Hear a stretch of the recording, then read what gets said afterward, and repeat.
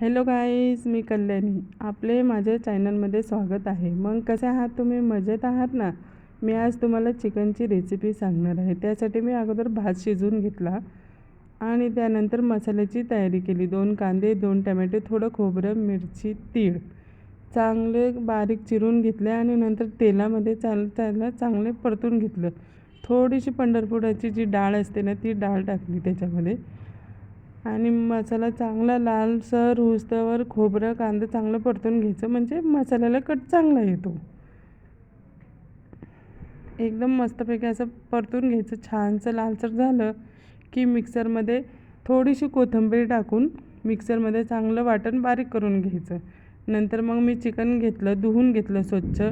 नंतर त्याच्यामध्ये धनेजिरे पावडर, हळद, आलं लसणाची पेस्ट आणि मीठ टाकून चांगलं उकळून घेतलं, जेणेकरून थोडंसं सूप तयार होईल, म्हणजे ते मुलांना देता येतं, मुलांसाठी पौष्टिक असतं म्हणून. नंतर एका तपेल्यामध्ये तेल घेतलं, त्याच्यामध्ये वाटलेला मसाला टाकला. मसाला चांगला परतून घेतला, चांगला कट सुटूस्तवर परतून घेतला. नंतर त्याच्यामध्ये चिकन मसाला, मिरची पावडर, कांदा लसूण मसाला, हळद, थोडंसं धनेजिरे पावडर पुन्हा टाकले. चांगलं कट येऊस्तर परतून घेतला. बघा मित्रांनो, चांगला तेलामध्ये मसाला परतला ना की एकदम मस्त कट येतो.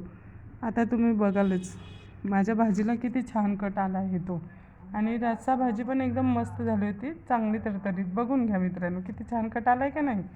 साधे सिंपल, काहीच नाही जास्त वापरलं आहे मी ह्याच्यामध्ये. चांगलं कट आल्यानंतर त्याच्यामध्ये चिकन टाकायचं. चिकन त्याच्यामध्ये मुरुस्तवर चांगलं शिजून घ्यायचं. थोडंसं ते राहिलेलं सूप असेल ते ह्याच्यामध्ये टाकायचं, म्हणजे रस्सा होऊन जातो. ते रस्सा भाकरीसोबत एकदम चविष्ट लागतो. आणि कांदा भाकरी प्लेटमध्ये देताना कांदा भाकरी आणि रस्सा आणि चिकनचा रस्सा असं मस्तपैकी वाढायचं, म्हणजे 2 घास जरा जास्तच खातात. मग कशी वाटली तुम्हाला माझी रेसिपी? नक्की सांगा मित्रांनो. Thanks for watching. धन्यवाद. या जेवायला.